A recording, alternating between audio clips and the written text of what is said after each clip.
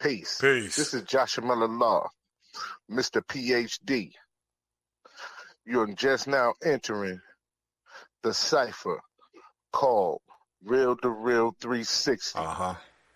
KYs. Peace, God. Bring that beat in, kid. Indeed. Peace. Yeah. What's going on, party people? Welcome to the Real 360 show. Let's get it in. We do the knowledge and wisdom so you can understand. Real 360 shows in full command. We changing the game for how it all was taught.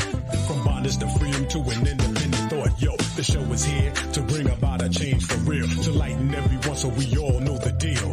360 degrees is a fact. We created the show to give our love back to our communities so we can know what's going on and give them the support from knowledge to born. So if you're ready to learn, then it's time to go. Sit back and relax and enjoy your show. Peace.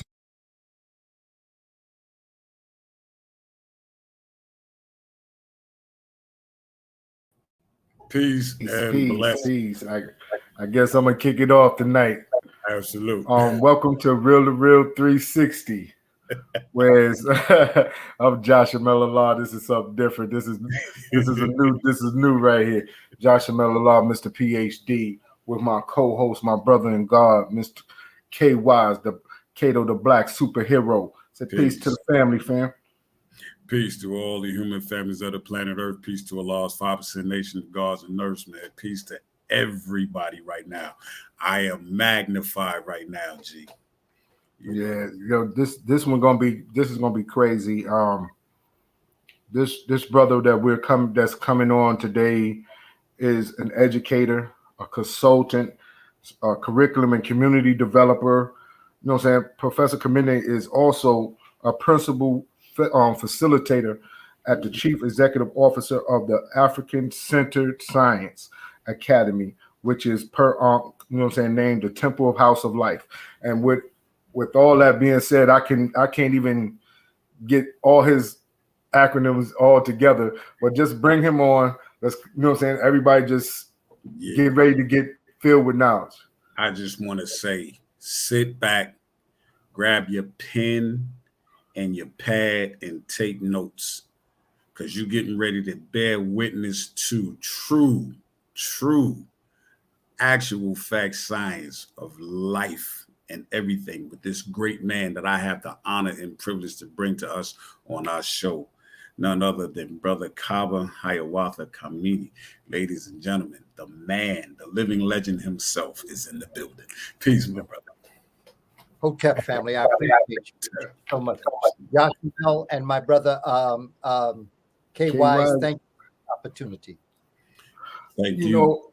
It's a privilege for us for the most part, because we've over the last, I want to say 10, maybe 15 years, been watching a lot of documentaries, and you have been a focal point in a lot of the documentaries when it comes down to breaking down different sciences of Kemet, the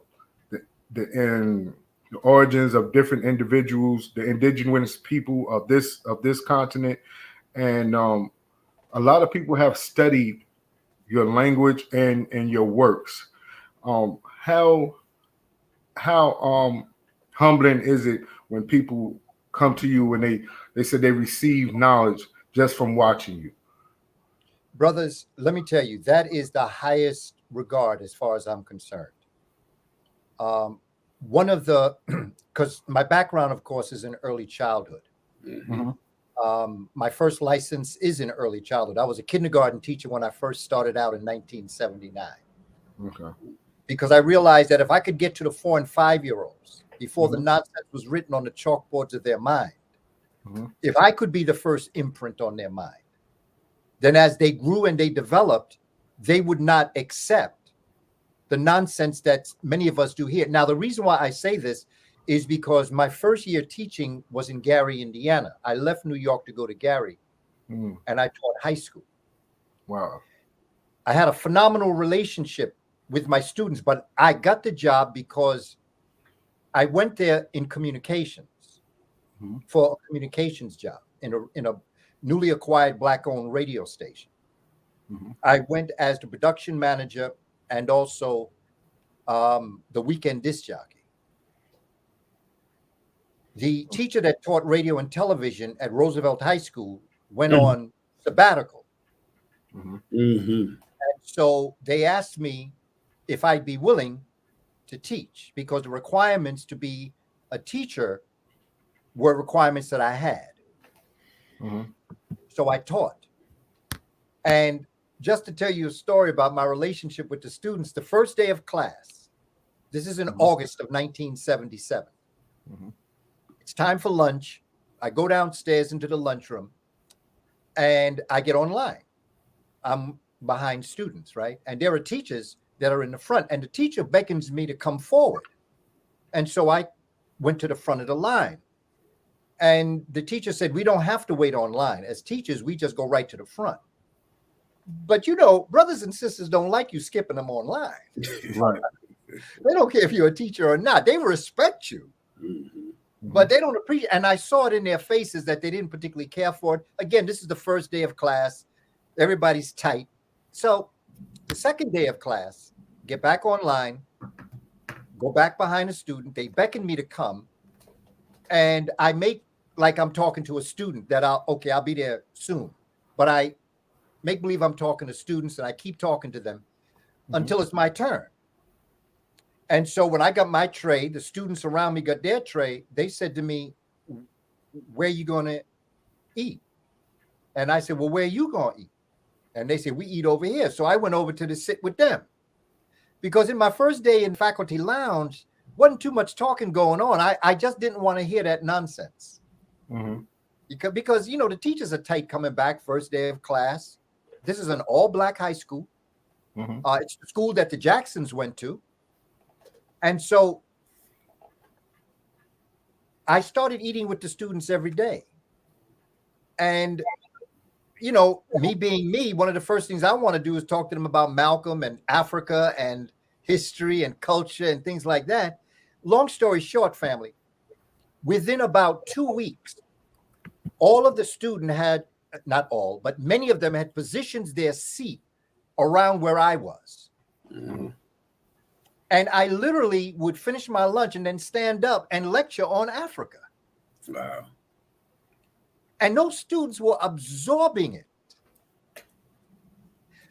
In my private conversations with them, they would tell me about the hangups that they had, the things that they were going through, the lack of knowledge of self, and what some of the things I was saying to them they had never heard before. So the reason why I'm saying this is because, okay, things happened. They didn't want me in that school no more, because we was doing something.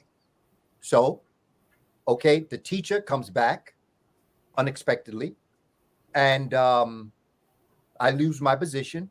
But I'm so impacted by students that I changed my whole course in life. See, I thought I was going out to Gary, Indiana to drop the New York music scene on them. But didn't I realize that it was the students that would transform my life? Wow. And so I returned back to New York via Washington, D.C. The reason why I'm trying to connect this story with the first story, why I go early childhood, because I realized the thirst of self-knowledge is there in all human beings, particularly those where it's been denied. There's a thirst for it. But at the same time, I've often said to give a marathon runner water at the 24th mile of a 26th mile is what we do when we introduce Black studies in college. Ooh. You see, that marathon runner needed a little water, maybe the 2nd mile and the 7th mile and the 8th mile. Giving it to him or her at the 24th mile, the race is almost over. Right. And so it's the same thing with us. This history and culture that we're teaching our children, first and foremost, should start in the home. Every child is born into a cultural home. Right. But then when they get of age to go to school, they need to understand this from when they're in kindergarten, 1st grade. And you see, this is at the cornerstone of this upheaval about the CRT, this critical skill, thinking. CRT, all this nonsense. First of all, CRT is a advanced law class. You don't teach that in school. That's a legal class. But the point is, the reason why is because the descendants of European Americans do not want their children to hear how horrible their ancestors have been to other humans. So it's up to us. This critical race theory, we already know that. We don't need to learn that. Right. I know a brother on the corner of 147th Street and 3rd Avenue that could lecture on CRT. Black folk don't need to learn that. What black folk need to learn is what we're offering them. And the younger you get them, and the reason, and then I'm going to close this point off here. The reason why I come to you with this knowledge is not because I studied it. It's because I'm a product of it. I was born with the name Booker T. Coleman. I lived my life being compared to an African-American educator. I grew up with a father who attended the Mother AME Zion Church in Harlem, New York, whose pastor was Pastor Benjamin Robeson, the brother to our giant Paul Robeson. Wow. So I grew up with a mother whose middle name was Harriet, named after Harriet Tubman. Wow. So I know what culture does for a child because I have benefited from that. And I know our children are thirsty for it. And this is what we have to do. We have to educate our babies. Okay. Brother Kaba, Professor Kaba, listen, again, thank you so much. My question, because I don't want to take up much of my time, smiling. My direct question is that today's system here in the wilderness of North America, what is the best avenue of approach for our children today in this society to be successful within the knowledge to grow as a community? How do you see? Respect. Ra means to look in a spiritual light. Respect means to look. Respect means when I accept, acknowledge, and approve your existence. That's one of the first things. Brothers and my sisters who are on board, even before you start to talk about culture, every human being has to know who they are. Culture is what shapes the person. But you have to know who you are as an individual. You have to unite with yourself. You can't love somebody else if you don't love yourself. Absolutely. Absolutely. And when I walk from where I live to my garage, I pass a lot of the brothers. A lot of the brothers are friends of my 2 daughters and son that live where we are. Some of them are the younger brothers that don't even know me, but they may be related to the older brothers that know my children. So I've grown up with these young people. It is un-African for me to pass them and not speak to them, to address them, and to respect them, to recognize.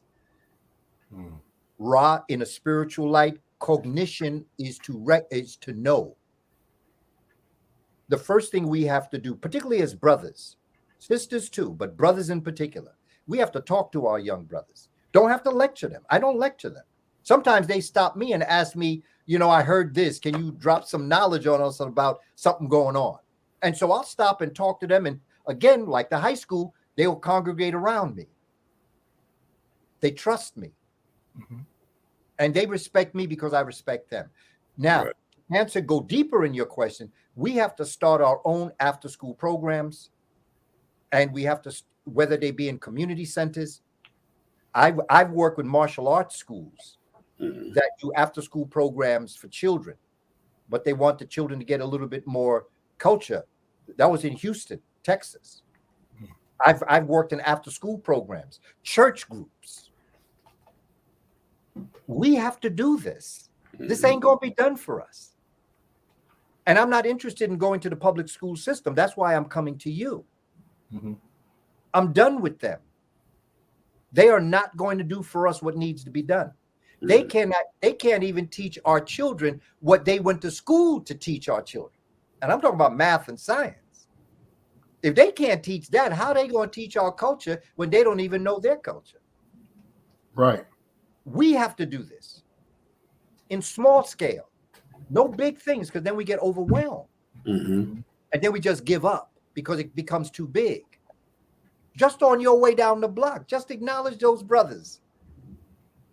Pants falling off their butt, hat on side. I'm talking about the brothers.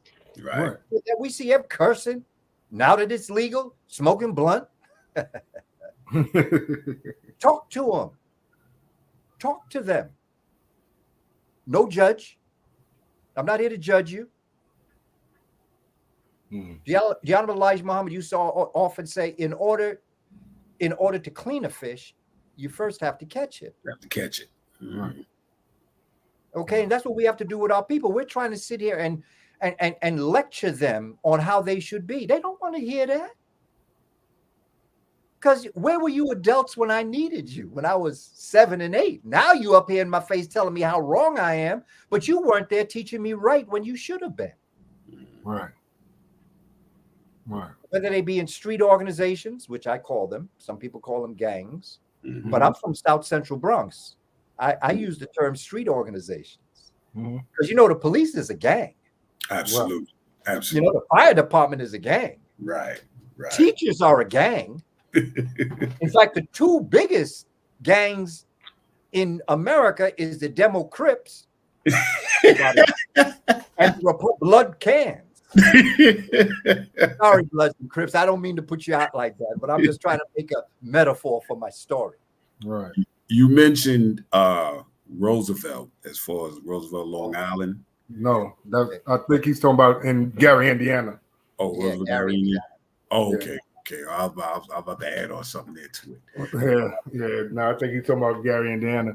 But Brother Kaba, there's been a few times that you have spoken about the Kufi, the people, the Kufi, and can you break down their origins? And did you really think that they sailed as far as they did, as far as in India and what's the other place? When you say Kufi, are you speaking about the spiritual aspect of Islam? Yes, sir. Okay, all right. There's a book that's titled Ancient Egyptian Sacred Science in Al-Islam. Mm-hmm. Mm-hmm. And it's written by Thomas Goodwin and Rafiq Bilal. Mm-hmm. Okay. The book I wrote, Spirituality Before Religions, Right.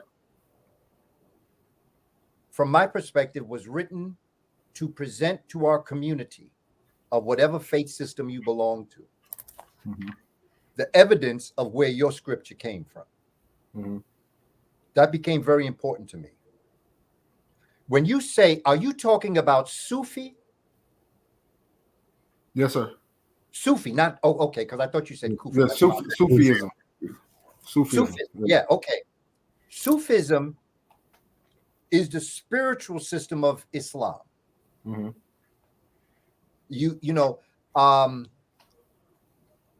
The Kabbalah is the spiritual system of Hebrew or Israel, if you want to, or Jewish, if you want to use the title of the religions. Right. To every religion, there is a spiritual aspect to it. Mm-hmm. Christianity has its concepts of the depth of the story. And so Sufism is that aspect that reaches back deep inside of Africa and draws forward this information.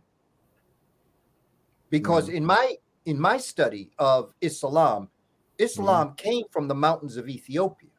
Right. And then came down into Saudi Arabia. That at one time, the west coast of Saudi Arabia and the east coast were related in the kingdom of Sabah, particularly around Yemen. Mm-hmm. And so that when you're looking at this relationship, you come to understand that Sufism really is the dynamics of the spiritual aspects. For instance, when you do the Hajj, and you circle that black stone, the Kaba. The Kaba. Mm-hmm.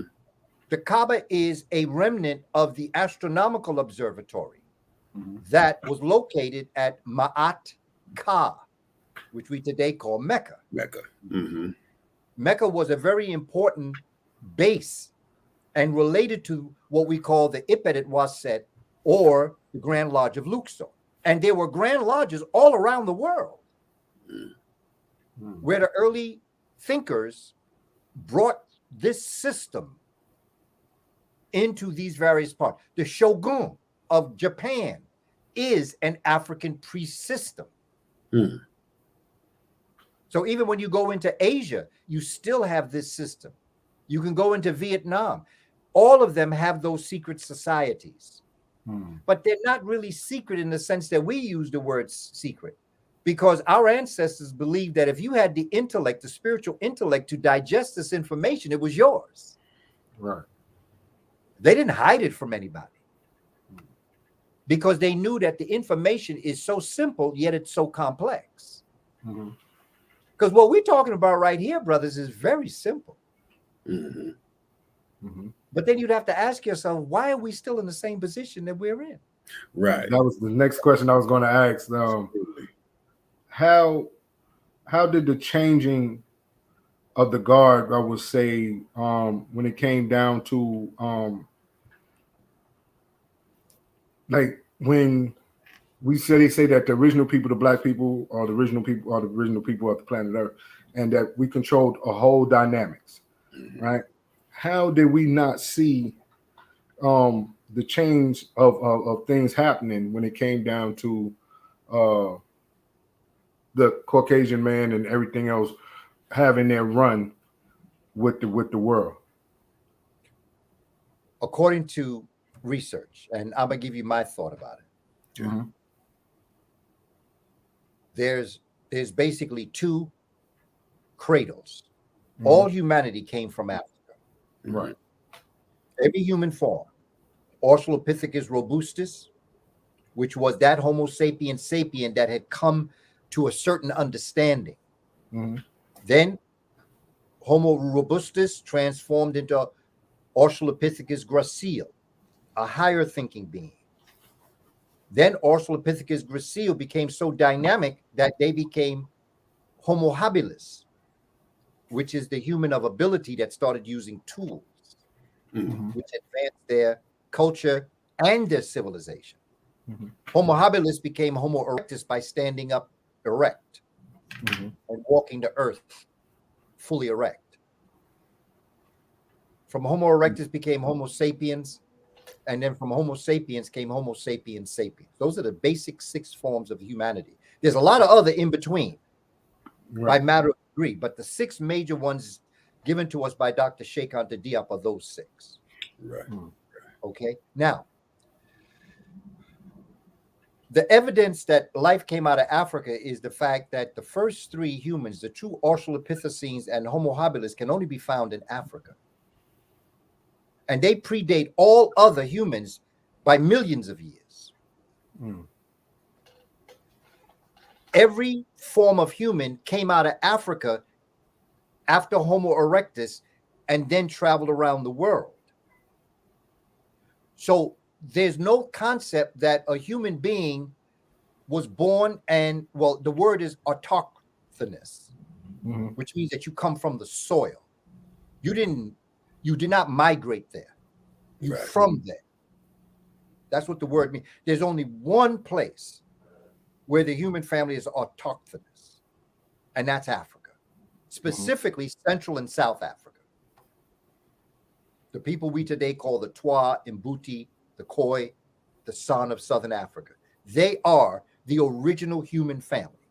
They are derogatorily called pygmy. Africans moved out of Africa. Homo sapiens moved out and they moved past. Now, there are ice ages, but they moved into a certain location when there was no ice age.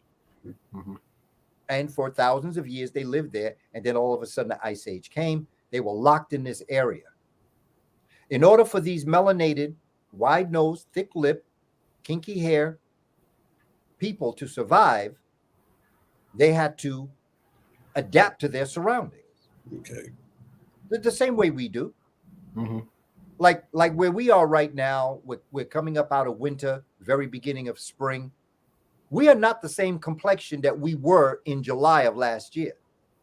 Right. And we are not going to be the same complexion in July coming that we are now. We lost pigmentation for those that live in seasonal places. Mm-hmm. Okay. When you experience a winter, for you to survive and get the necessary sunlight that you need to process vitamin D, you have to depigment yourself. Your hair changes its texture. It gets straighter. Even kinky hair gets straighter. Mm-hmm. And European people have kinky hair too. They don't call it kinky though. They call it frizzy. Frizzy. They got products called Frizz Ease. So they have kinky hair too. So what I'm talking is science. I'm not talking superiority, inferiority. Mm-hmm. But in science, we have something called the dominant gene and the recessive gene. Right. But I do believe that Martin Luther King was right when he said that it is the content of your character that I've always abided by. I've always tried to stay away from judging people. Mm-hmm. That don't mean I trust you.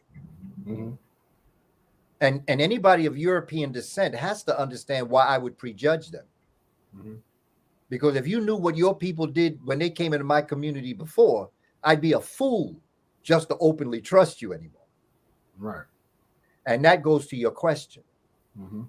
Our problem was that people came amongst us that we recognized as human beings. They looked very different from us. They acted very different from us. Mm-hmm. But we did not recognize how dishonest and immoral many of them were. We didn't realize that when it came to lying, stealing, and cheating, they had no qualms about that. When you live in the warmth of what comes in Africa, the warmth of the equator and parts of Africa where it's warm, and nature gives you all the food that you need. Now, we had bad seasons. I'm talking about good seasons. Mm-hmm. When nature gives you fruit, vegetables, you create a certain mentality. Your God is shaped by your environment.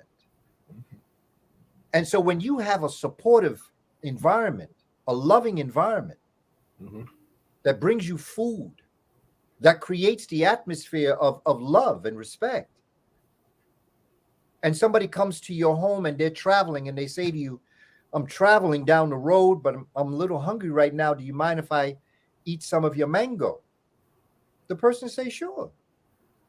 Because that person knows that nature is, for every mango that person eats, that seed is going to create more mango. Mango. Mm-hmm.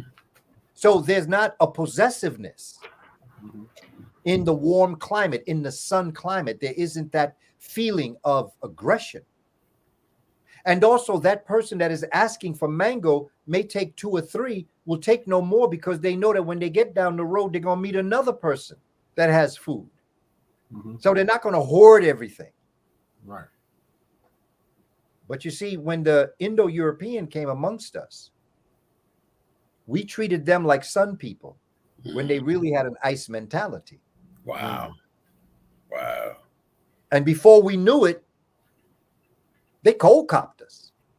And then also the other thing is that around 525 BC, before this common era, the Bronze Age was going and the Iron Age was rising. And the Indo-Europeans had a mastery over iron. Africans were iron smelting thousands of years ago, but they were building tools, not weapons. And so our ability, once we were bamboozled, hoodwinked, cold copped, then it came time for us to have to begin to think about how we would survive. But like most things, at times it's too late. But you see, the thing that we're looking at right now is their own destruction. Mm-hmm. They are destroying themselves. It is always top heavy. And by that, I mean, when so few people have so much and so many people have so little, that civilization can only survive but for so long. Mm-hmm. And when you think about the Indo-European, and when I say Indo-European, I'm talking about the European and the Asian. Mm-hmm. Those that were, because Europe doesn't exist. Europe is really the tail of the Asian kite. To be a, they say Europe is a continent. Europe can't be a continent. Because the way we define continent in geography, that's how I taught my children. A continent is a large landmass surrounded on all sides by water.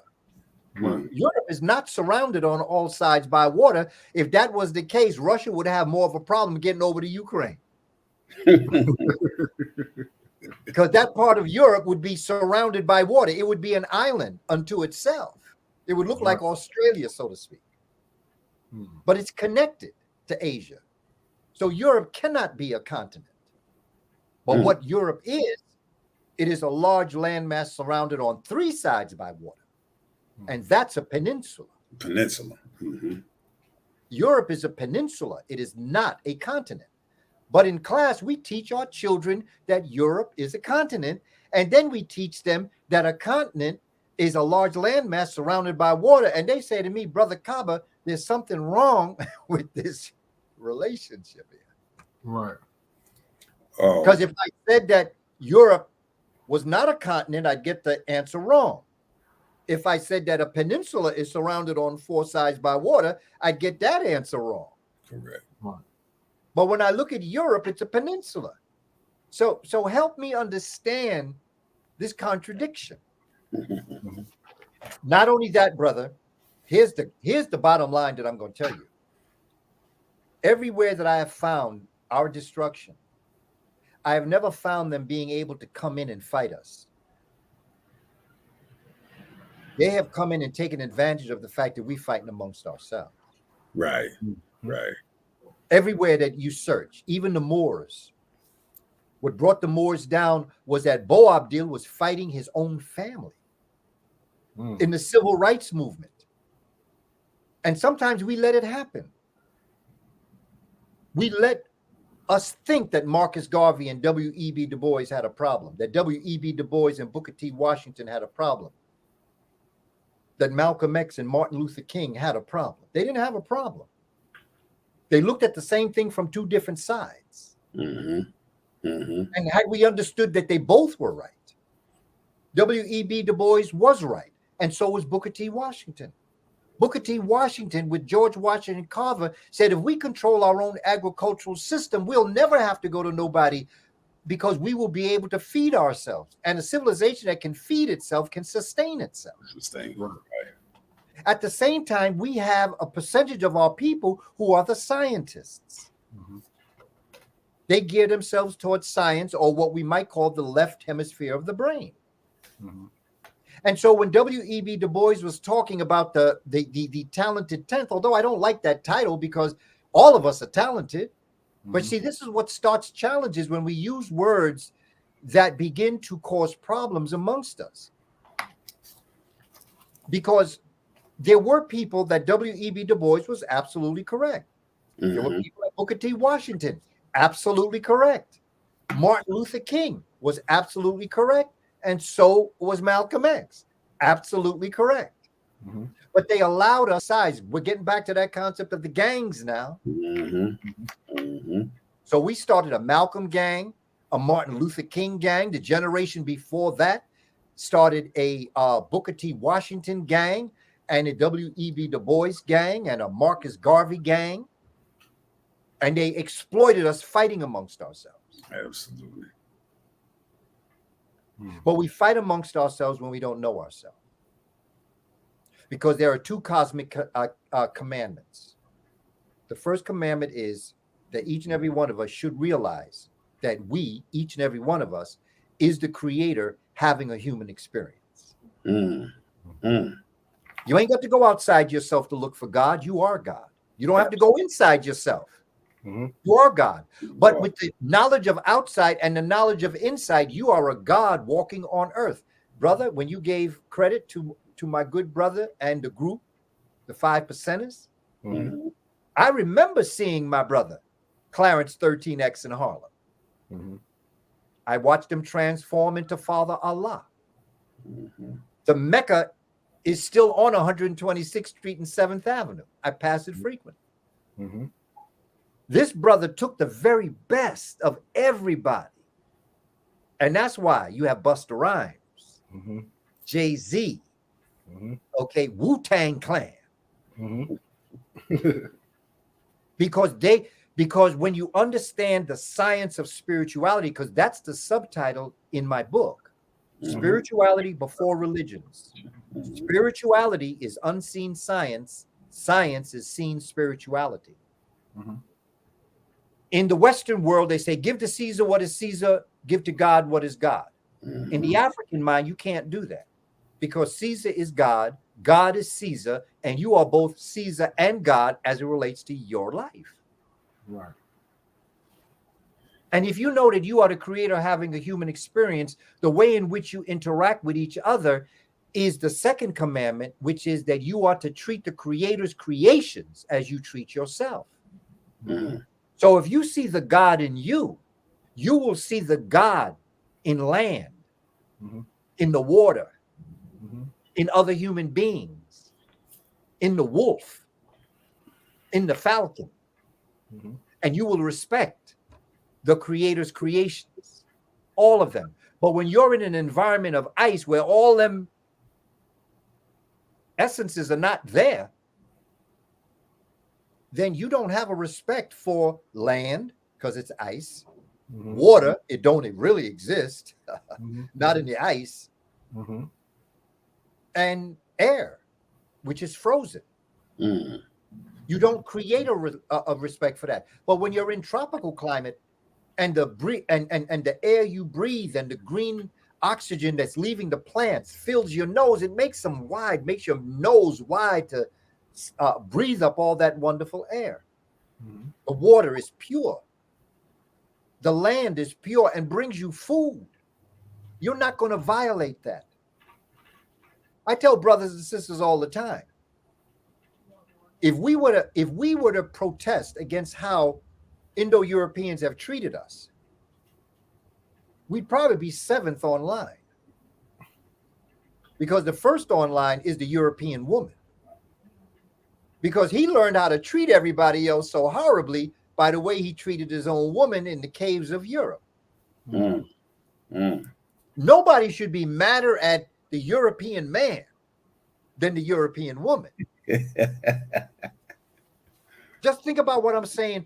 Step back holistically and look at what I'm saying. So that I'm black first, but right now I'm looking at this as human first. Look at what he did to the land.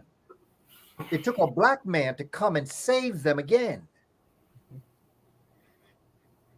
It took a man, it took the European who, when he found out he could make money on cotton and tobacco, he had what's called a cash crop down south where he grew it.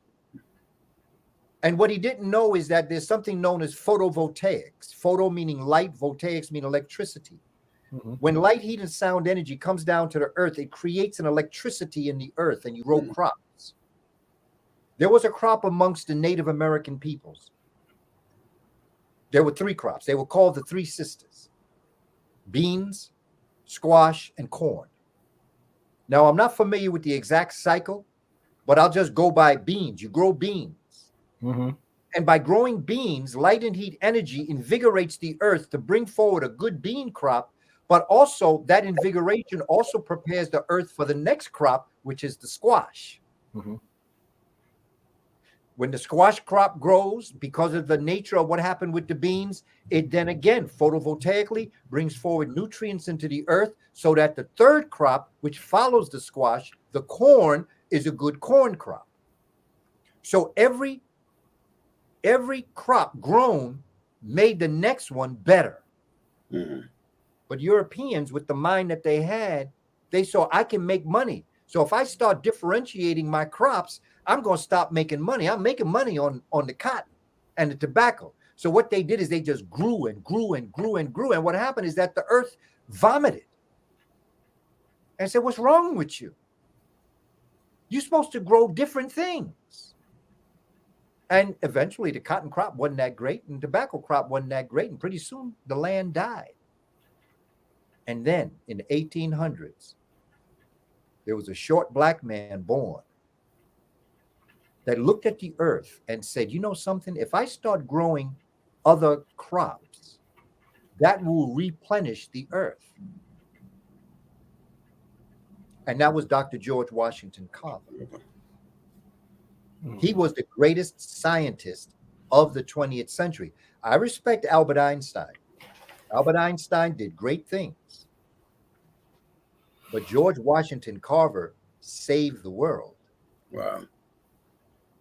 Because the crops grown all over the world learned a lesson through George Washington Carver. Absolutely. Absolutely. Professor Kaba, I want to go back in time for a minute with you. You've worked with so many scholars, great thinkers. One to which I have a great love for, and may she forever rest in the paradise of beauty, is Dr. Frances Cress Welsing. I want to ask you, how was your connection with her as what led up to the Hidden Colors as far as your relationship? But I also wanted to ask you if you ever had any interconnection with Dr. Jawanza Kunjufu. Okay. Dr. Kunjufu and I have contact only in that I've purchased his books. Okay. And used them in my system. Okay. And I have great respect for Dr. Kunjufu for his years of dedication to what he has done. Mm-hmm. I remember the conspiracy to destroy Black boys. Yes. 1 and 2. Great. Okay. Mm-hmm. Absolutely. And that combined with the work of Dr. Amos Wilson, the developmental psychology of the Black child, and his other book, Awakening the Black Genius. The Black Genius. Or Awakening the Genius in Black Children. Dr. Frances Cress Welsing really was a child psychiatrist.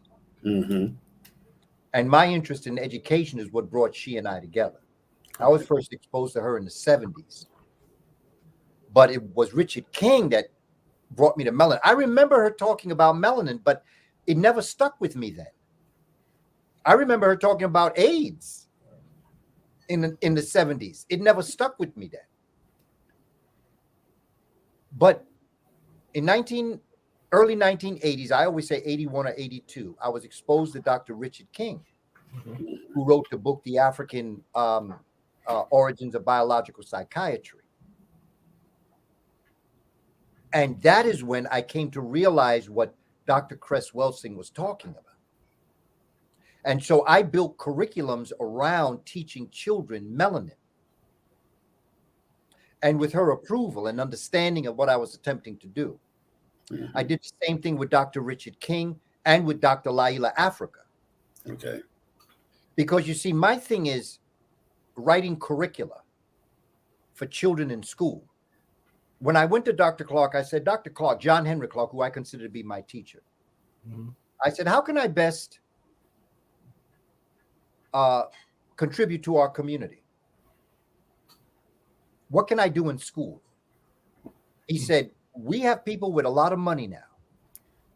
We have a lot of people who are principals of schools. We have a lot of people with great ideas. And we have a lot of great teachers. But what we don't have is a curriculum. Because once you bring the child into the classroom, what you going to tell them? What you going to teach them? Because a lot of the curricula that we have today really are African information presented from a European perspective. Right. And so what I have developed is on every Tuesday, you can go to my website, www.kabakamene.com, and you can download and register for my webinar. quick webinar, about a half hour. I'm on a series now where I'm examining the brain. These are professional workshops that I have condensed and brought together to present to our community, understanding that it's not just what you teach, it's how you teach it. There's a Moorish proverb that says, after you have learned what you set out to learn, you can put that to the side, because it was the process of learning it that was the best education. And what I have learned is that that's when you're connecting your neurons, which are your nerve cells in your brain. And the more pathways of learning something that you can have, the more adept you'll be at knowing that piece of information. James Smalls often tells the story about when Professor John Henry Clark was telling the story about Shaka Zulu. And Brother James says that when Dr. Clark started lecturing about Shaka Zulu, it was almost as if Shaka Zulu had come into the room. That's how Dr. Clark had made Shaka Zulu real for the people. You talk about real to real 360. Dr. Clark used to make it real to real. And what he would do is that it was called, in fact, again, on one of my webinars, I have a piece that I call Developing the Master Teacher from Within, where I analyzed Dr. Clark's approach to teaching. He called it talking in a circle. I call it teaching in a circle. He would approach it from a music perspective. He might talk about how the Zulu warriors trained to the drum. He might talk about the spiritual aspects of the Zulu nation. He might talk about the art of the Zulu nation, the movement of the Zulu nation. So what he did is that he touched on the point, but he would go around and he would associate to the point in order to draw more people into the point that he was making. And so when you develop this type of teaching system, then you begin to understand how you can put things together and how you can develop something for the children in the classroom. To educate and to train, two different words. Educate comes from the word educare, or to educe, to draw out of the student the knowledge. Training means you're pushing it in. Forcing it. Exactly. And you're doing it, well, if you're putting something in, you're forcing it no matter what. You know, when you educe, what I do is I develop the what I call they call it the Socratic method of teaching, which is questioning techniques. So instead of constantly just lecturing, you ask the audience questions. Right. I don't necessarily do it here because we're on a limited amount of time, so we can't do it the way I would do it in a classroom or in a lecture. But a lot of times I ask the question because I tell people this, and everybody who is on our StreamYard, I'll tell you this too. Everything that you think you're learning from me right now came to this presentation already knowing it. All I did was facilitate you becoming aware that you know it. I can't teach you anything you didn't already know. It's called the Akashic Records, the Cosmic Encyclopedia. It's like this. You turn off all your lights. Can't see a thing. And then you find the light switch and you turn the light on. And you see the cabinets, you see the computer, the chairs, the couch, the TV, the art on the wall. My question is, did all those things appear in the room when you turned the light on? No, they were always there. Your light just wasn't on. So what an educator does is facilitates the learner finding the light switch of their mind to turn the light on to already see what was in the room, even though you were in the dark.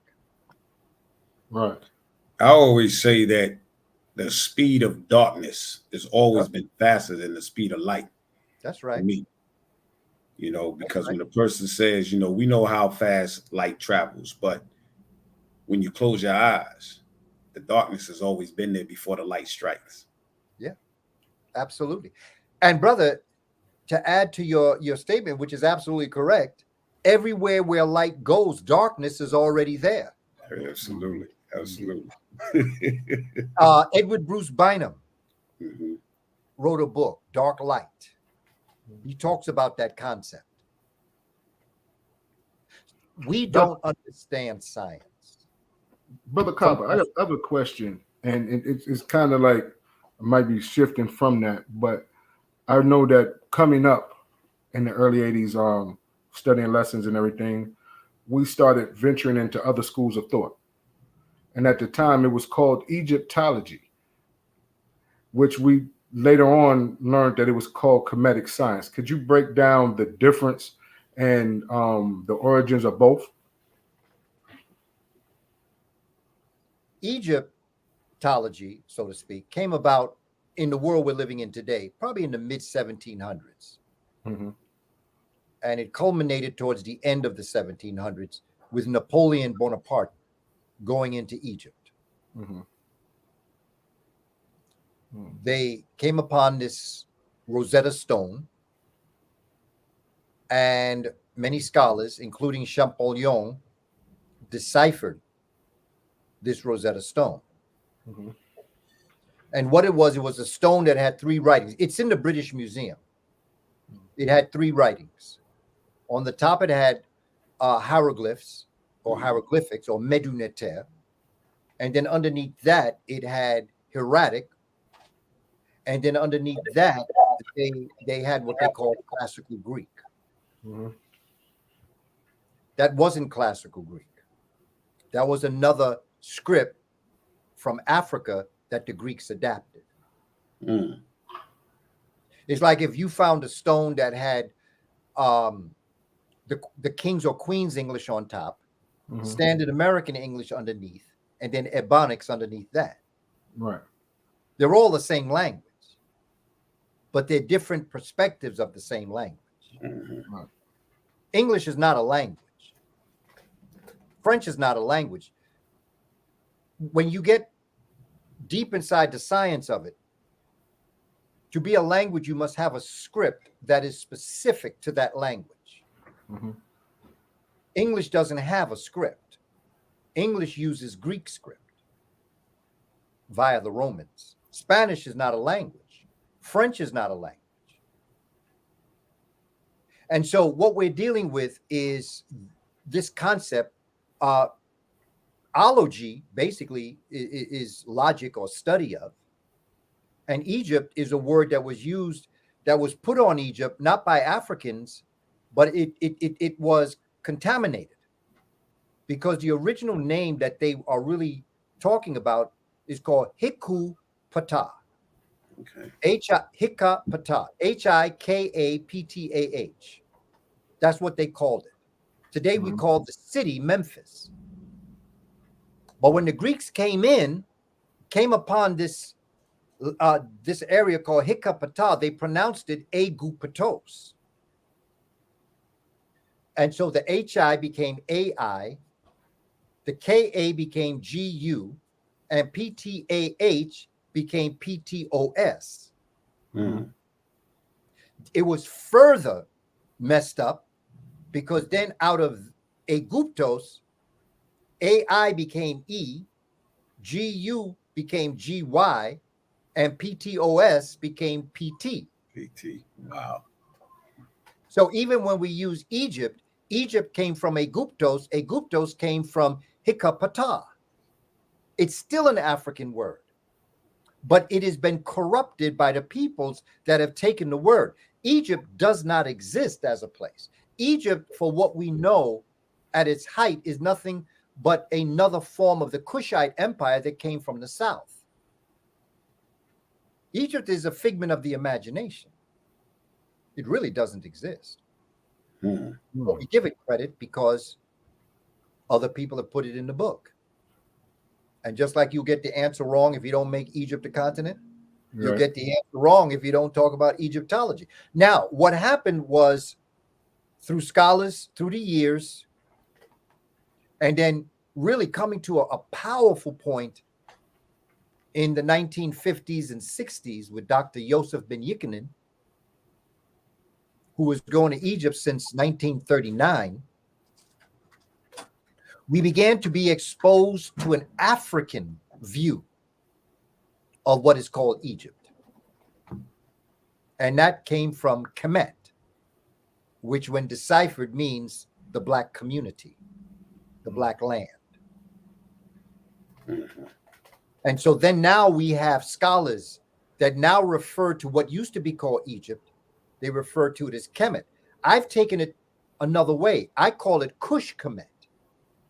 Because you can't understand Kemet if you don't understand Kush. Because Kemet came through Kush. There is evidence of the royal lineage in Sudan 300 years before the first dynasty of Kemet. And so we know who the people are. It's like in the Great Migration. My father left Alabama and came up to New York. African Americans in Atlanta went to Los Angeles or to California. The Great Migration out of the South, okay?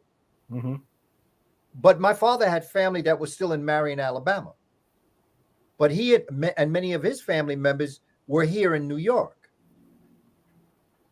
They're still the same people. If my family from Alabama came up to New York, we're still family. Still family, right. But if the people in New Yorkers are being, oh, you're a New Yorker, and the people in oh, you're an Alabamian, it make you think there's a difference between those people. Right. They're the same people. There's no way to understand the Old Kingdom if you don't understand Kush.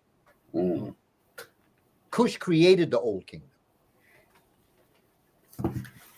Now, with the first universities in the continent was founded in Sudan. Was when it came to the knowledge and understanding came from Sudan. Got to go back to the Twa and Mbuti. Got to go back to the Twa and Mbuti was the first family. They were the first ones that began to move out of the forest lands and into open areas like Savannah, and in South Africa, they moved into the open lands. Okay. And once there, they began to develop their own civilization from hunting and gathering, fishing, and then agriculture, farming. And then they realized the better I eat, the better I think. The better I think, the better I eat. And so they looked up into the heavens and looked back down on the earth and created the technology. And one of the things that was on the earth that could measure time for them was what's called the ring tumuli. That's plural for timulus. Tumulus. And what they are is that they're earthly mounds that, according to how the sun reflects their shadow, tells you what season you're experiencing. And so the early farmers began to use these earthen mounds almost like sundials. But as that technology moved north along the Hapi or the Nile River, it then became created mounds, which came to America. They have mounds in China. They have mounds in Vietnam. They have mounds in Europe. They have mounds in Canada, Central South America. They have mounds in Illinois, Ohio.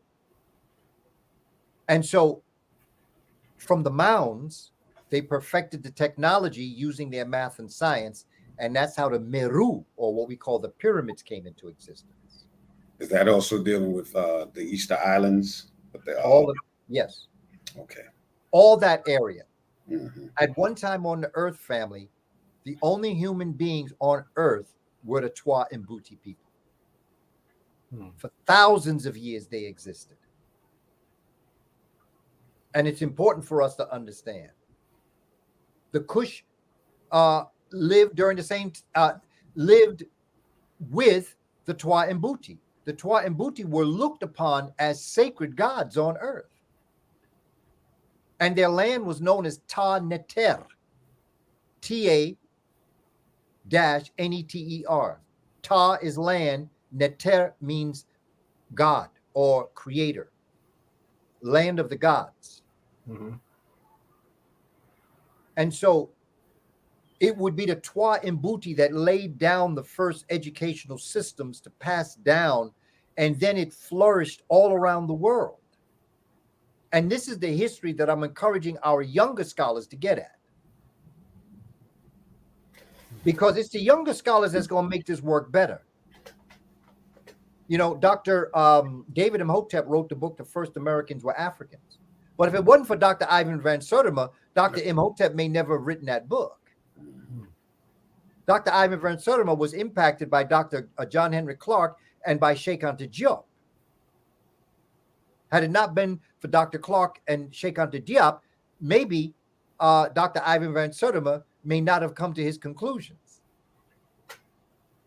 When I teach a course on, I taught a course on Malcolm X in college for 11 years. And one of the areas that I focused on was the 5 male influences and the 11 female shapers of Malcolm X's life. Mm-hmm.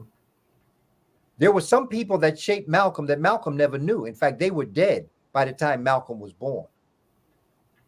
The first person, when we want to study Malcolm, the first person that I look at is Booker T. Washington. Okay. Because Booker T. Washington, in developing Tuskegee Institute, also influenced a young Jamaican brother who wanted to come to Alabama to study with Booker T. Washington because he wanted to create a school like Tuskegee in Jamaica. His name is Marcus Garvey. It's Garvey. Mm-hmm. Okay.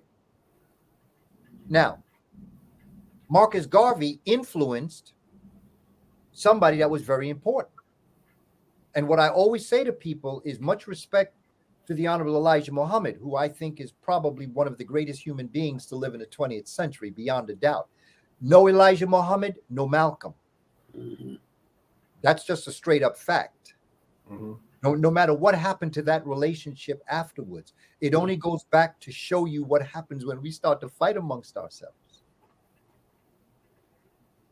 Can I ask you a real quick question based on that? Why is it that we don't hear much about the Honorable Noble Drew Ali as much as we hear of the Honorable Elijah Muhammad within them timelines? Okay, now, brother, you just looked at the third person that I was going to list. Because after Marcus Garvey comes Noble Drew Ali. You can't understand the Nation of Islam if you don't understand. You can't understand Elijah Muhammad or Malcolm if you don't understand the Honorable Noble Drew Ali.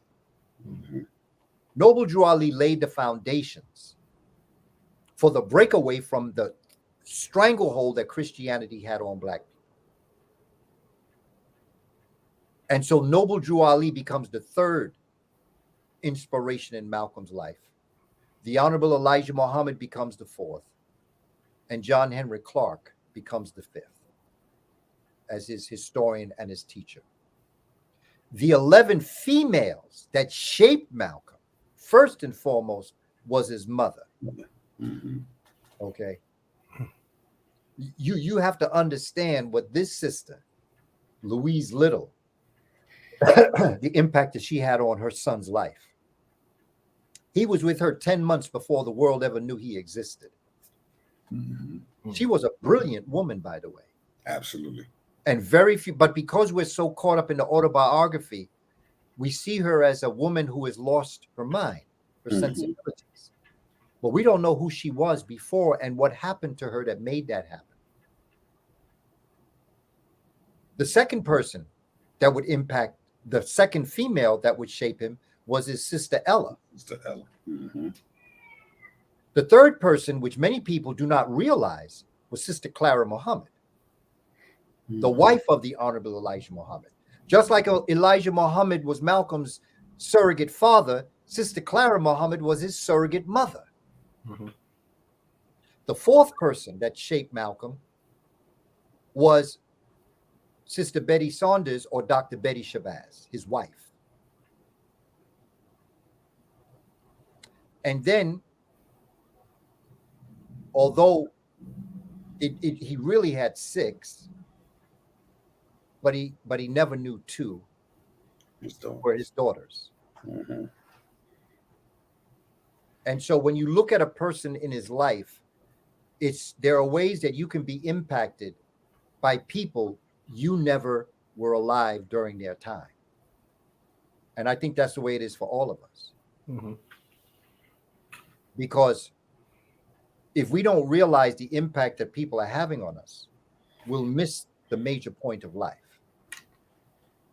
And so I think that the Honorable Noble Drew Ali is one of the most important people of the 20th century. That really needs to be recognized for what he did. Mm-hmm.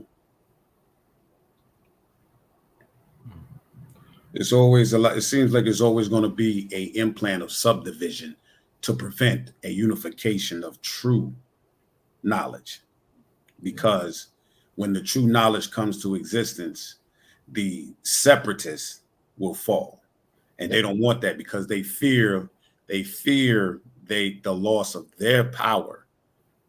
So they will continue to find some way to separate the truth and the light. And if I were them, I would do the same thing. That's what allows me to be able to understand what I have to do. If I were them, I would do the same thing. I just would never allow someone that I feared to gain any sense of self-empowerment. I don't worry about them. I'm not concerned about them who wish to oppress us. I'm concerned about us. Why are we letting this happen after all we've experienced and we know? Why do we continue? Why do we continue? Why do we continue? Brother Kaba, with I know growing up in New York, there was various different schools of thought. Pan-African, you call it Pan-African. You had the Ansar Muslims, you had Muslims, 5%ers, things of that nature. Everybody was pushing knowledge itself.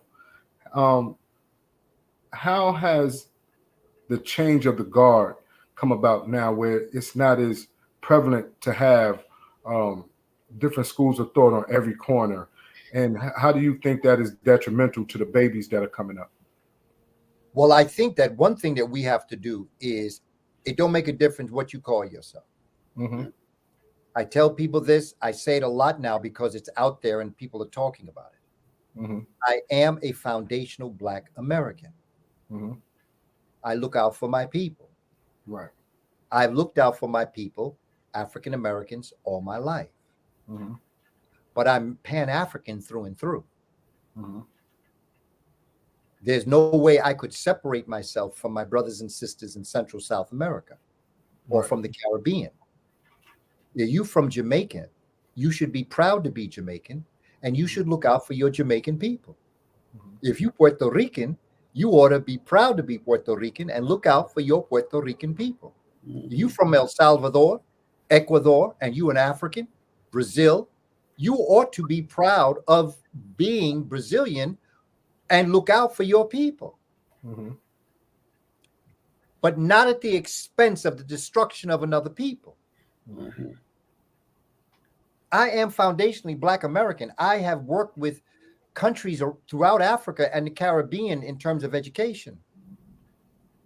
I've done workshops, I've done lectures, I have visited them.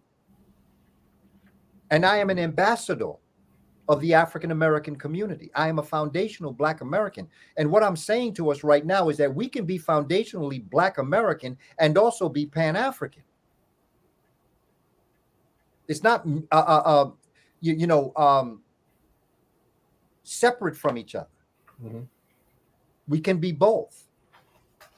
And I don't care you call yourself a Moor, a Hebrew Israelite, a Christian, a Republican, a Democrat. As long as you know when I say Black people, I'm talking about you. Mm-hmm. Whatever you call yourself is your business. We're so caught up on names. Mm-hmm. We're getting caught up on, before we even want to hear what somebody says to us, we want to make sure they call us something. Mm-hmm. If you are Moor, you're a Hebrew, you're a Christian, you're a Republican, Rosicrucian, Buddhist. What's this insane argument we have with each other? See, I think the difference years ago is we understood the common enemy, because Malcolm told us. They don't attack you because you're a Christian, or that you're a Muslim, or that you're a Hebrew, or that you're a Republican. They attack you because you're black. Black. And if being black is the unifying factor that makes you get attacked, then that's the piece that you got to come from, no matter what you may call yourself. Absolutely. I am black first. End of conversation. So with that,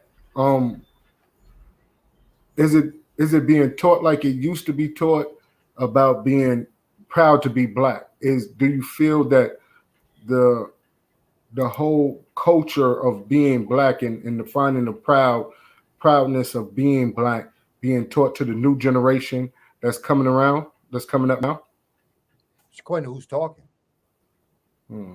Because I hear a lot of nonsense. But I hear a lot of sense. Yeah. And it's according to the receiver and how they wish to receive this information. I think we're in a better position now than we've ever been before. Okay. Now, that may be hard to kind of grapple with, but I really do believe that in certain ways we have made great strides. Right.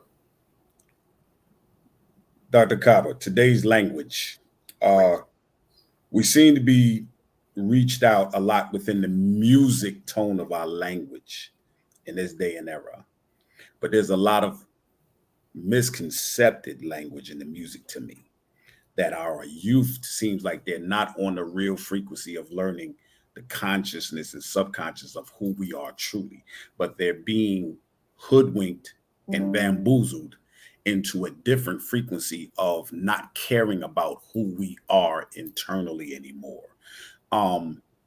I wanted to ask you, what is your intake on the vibration of music today and how you see it as an impact for Black people? Music can be used. I've got 2 CDs that I did.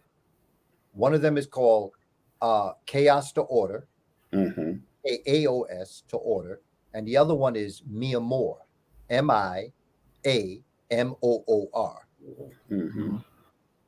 I produced both of those with Cachet Music because being around young people, as I've been, I believe the adult population dropped the ball. Right. And did not stay with our young people. And did not tell them the things that they needed to be told.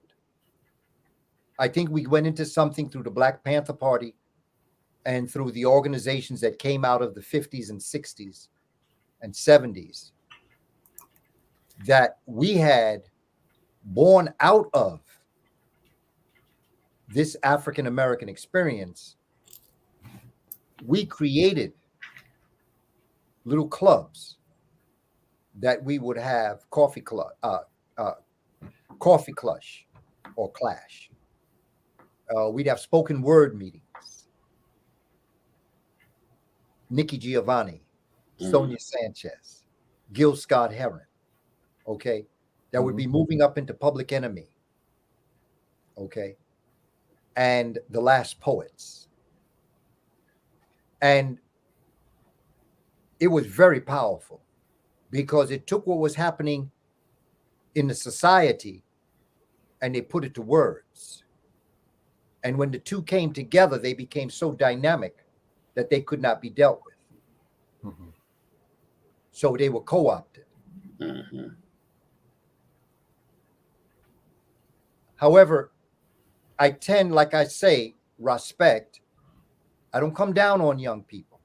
You know, our son grew up during those times. And I watched it and I used to tell him, Heru, watch what's going to happen to this music. Mhm. I could see where it was going. I could also see some good of it Mhm. because I recognize the good sounds that I hear. And so what I did is I presented it in my own way so that instead of telling you what you shouldn't listen to, I wanted to produce something that you did want to listen to or that I felt you should want to listen to. So when I always believe if I'm going to take somebody's weak stilts off their house down, I'm going to put stronger ones underneath. Mhm. I'm just not going to knock somebody's house down. Mm-hmm. So I attempted to create the type of sound that took lectures that I had done and put it to music. At the same time, when you go to Wu-Tang Clan and you go to The Saga Continues, Mm-hmm. they put me on their album. Mm-hmm. Mm-hmm. Number 17, it's called Message. Message. And that came from me going to Los Angeles to do a film titled Secret to Ballin'. Snoop Dogg is in it. Faith Evans is in it. Michael Beckwith is in it. There's a lot of people in this film. I said Chris Brown. There's a lot of people, but what Kenyatta did, who did the film, what he did was he wanted to take people that he felt had gotten to certain places in their area of focus and explain to the young people what the secret to success is, secret to balling. What's the secret to it? Because, young people look at Chris Brown get up on the stage, sliding back and forth and think that he just got up on the stage and did that. Mm-hmm. They don't realize the hours of dedication to practice it took to do that. Mm-hmm. Because when you're doing it, the easier you make it look, the simpler people think it's to be done and that they can do it too until they get up on the floor and realize, no, I can't do that. And so what Kenyatta Griggs wanted to do, hip hop motivator, wanted to do was to create a film. So he heard that I was in Los Angeles. He invited me to come in and ask some questions. And so he did. But when I got to the place in Los Angeles where it was being filmed in a park, there was a gymnasium connected to the park. And I went in the gymnasium first. And while I was in there, a young brother recognized me from Hidden Colors. And he came up, we started talking. And he said, what was I doing there, of all places? And I said, well, I'm going to do a film. He said, can I come with you? I said, sure. So he and a couple of others, his friends, brothers and sisters, came. And I sat on a rock. And they sat in front of me. Kenyatta had the camera behind. He started asking me questions. We finished the taping. And then all of a sudden, the younger brother raised his hand. Said, can I ask a question? I said, sure. He said, what message would you give me where I am now in my life? And I answered his question. That's what's on Wu-Tang's album. Mm. That song, number 17, Message, is live. That is me sitting on a rock talking to a group of young people who are asking me, what would you tell the younger generation today? And that was my message. And that's what Mathematics of Wu-Tang named it. He called it Message. Not the message. He called it Message. Right. Because we all know the message with Grandmaster Flash. Right. Oh, push me. Brother Kaba, And I tell you, it's so phenomenal to have you on, and we're coming up to the point where we're running out of time. I want to extend the olive branch for you to come back and explore some more, because there's some more questions that I have to ask you that I was looking to really want to indulge into the Nile River, the Kemetic sciences, and even the first family of Sudan. So if you can, could you please come back and let us have this type of conversation to be furthered on? Oh, we'll work this out somehow, brother. We'll definitely work out another, return visit to share with the family, spend time with the family. Yes. Because, again, like I tell you, it is you, the community, that I want to speak to now. Mm-hmm. Okay, And I'm not going that route now, going into boards of education and schools. We got to go to the community, and we have to do this from the ground up. Absolutely.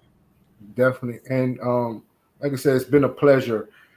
It I is. just to sit back, most of the time I didn't have any questions because the answers you was giving or your dialogue was so impactful that I just wanted to do the knowledge and listen to what you were saying to give my full attention. And to me, that's when you have a great podcast, when you have a guest who is a fountain of information and basically a library of information, walking and talking, and you're able to learn something from them. And like I said, today it was more than a pleasure for me, myself, to have you to come on. And we just basically touched the crust of some things, getting texts where individuals is like their brains is oozing out the side of their ears because you just blew their mind on certain aspects. So again, Brother Kaba, is a pleasure to have you on, and I look forward to being in contact with you to bring you back on, and so we can indulge even deeper into the indigenous people, the science of Kemet, the Sudanese, the first family, because I really want to know about that first family of Sudan, and indulge in that. But Kay, you have anything to say to our esteemed guests? Listen, Brother Kaba, Professor Carmenate, I am humble. I am. I can't say if I'm your number one fan, but I'll just say I'm one of the greatest. This has truly been an enlightening evening, and I really didn't want it to end because this could be easily go into a 2-hour lecture of greatness. And I just have to say, on behalf of myself and my co-hosts, I'm elated. I love you. You are home. You have a home base here, right here on Real to Real 360. My phone is being blown up about this show right now because of your presence. And I mean, I'm almost in tears. It's so amazing.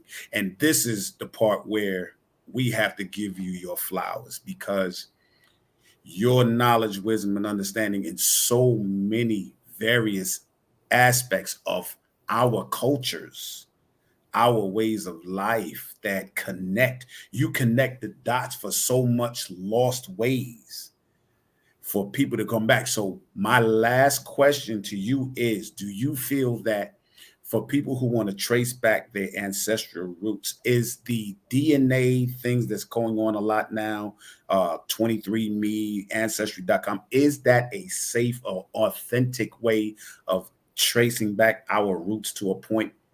Do you feel? Is that a good move?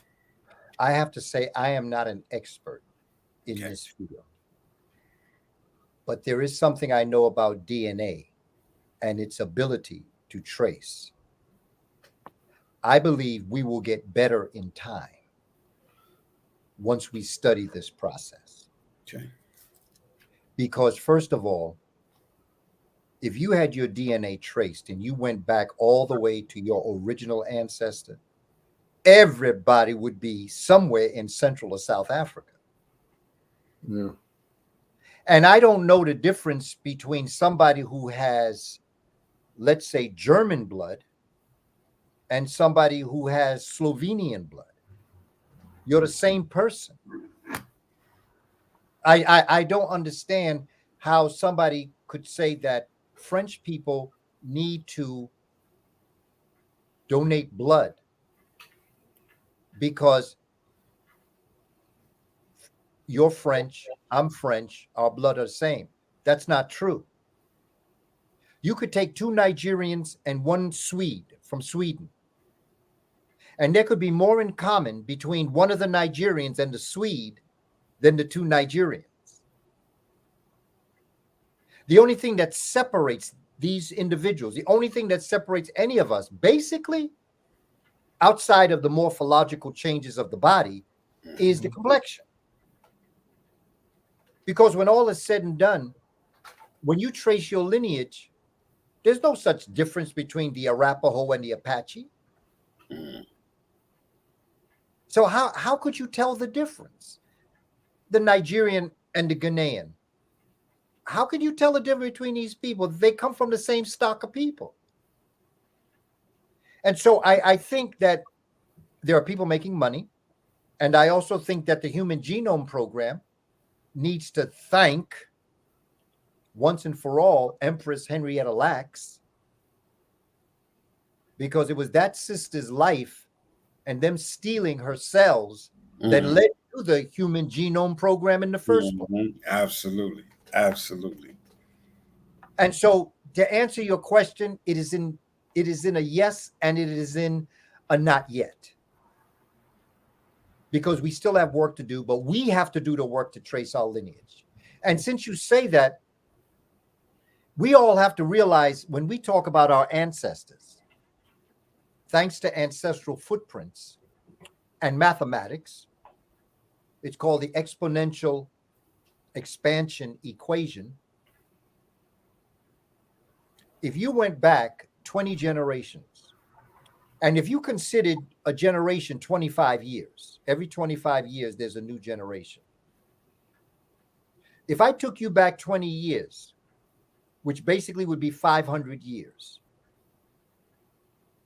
basically you're looking at 1522. Okay.